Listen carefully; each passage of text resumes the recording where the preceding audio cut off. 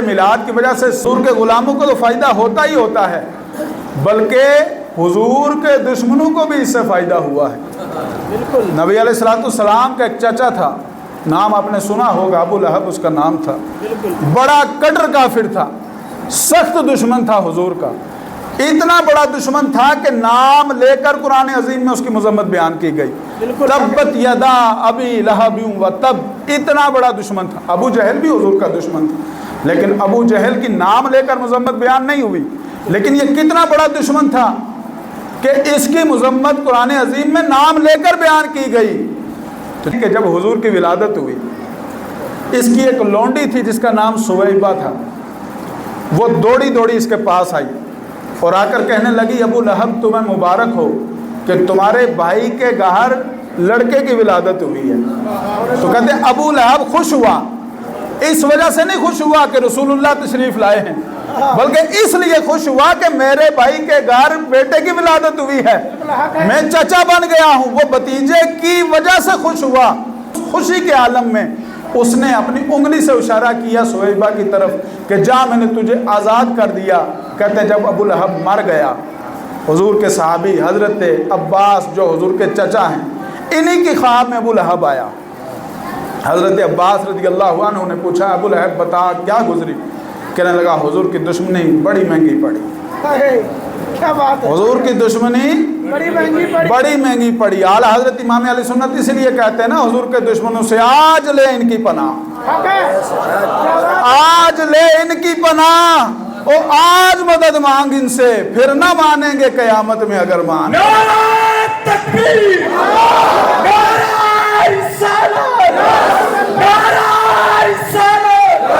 سرکار کی آمد، سرکار کی آمد، سرکار کی آمد، آقا کی آمد، انہیں جانا، انہیں مانا، انہیں جانا، انہیں مانا۔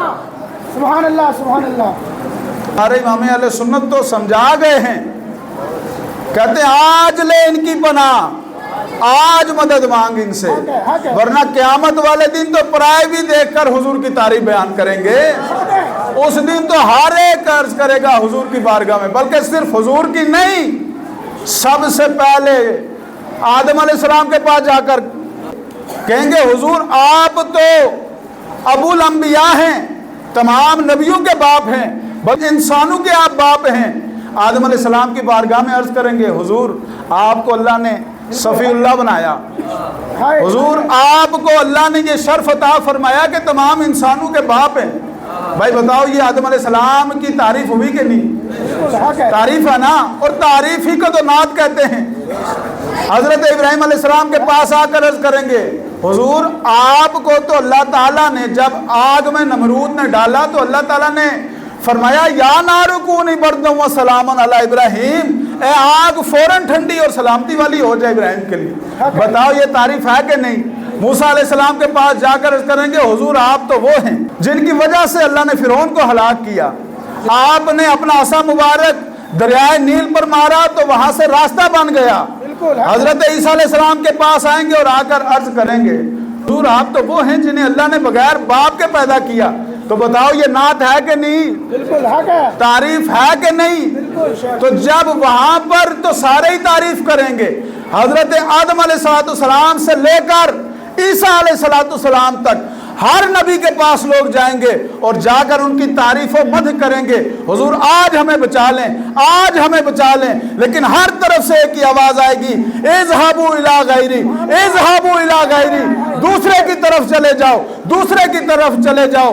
جب عیسیٰ علیہ السلام کے پاس آئیں گے اور آ کر عرض کریں گے آپ تو وہ ہیں کہ اللہ نے آپ کو بغیر باپ کے پیدا کیا ہے، تو عیسیٰ علیہ السلام فرمائیں گے اذهبوا الى محمد، اذهبوا الى محمد، کہ یہاں پر آج کسی کی نہیں چلتی ہے، حضور علیہ السلام کی بارگاہ میں چلے جائیں۔ وہی ہیں جو مجرموں کو اپنے دامن میں چھپانے کے لیے ہیں، وہی ہیں جو گناہگاروں کی شفاعت فرمانے والے ہیں۔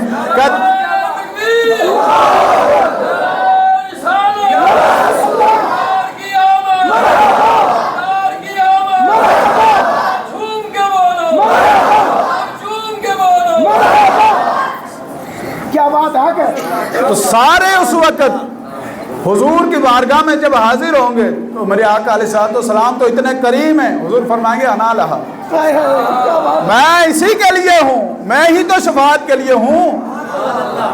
اعلیٰ حضرت کے صاحبزادے حضور مفتی اعظم ہند کہتے ہیں جو گر رہے تھے انہیں نائبوں نے تھام لیا، اور جو گر چکے تھے جہنم میں ان کو یہ نکالنے آئے ہیں۔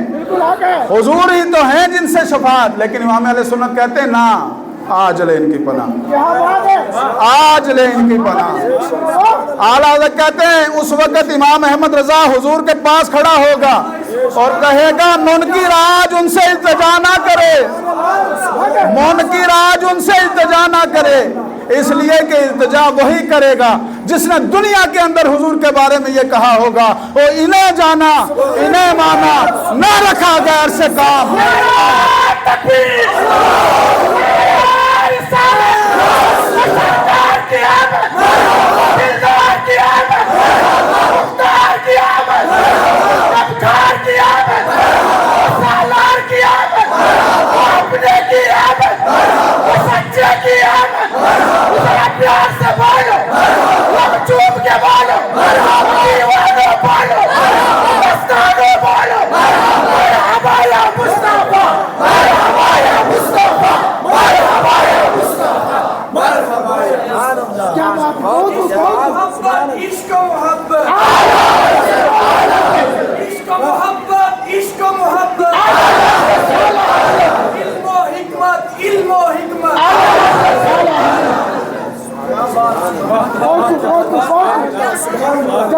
الحمدللہ ہم تو آج بھی حضور کے بارے میں اس لیے تو بیٹھے ہیں، ہمارے بیٹھنے کا مقصد ہی کیا ہے؟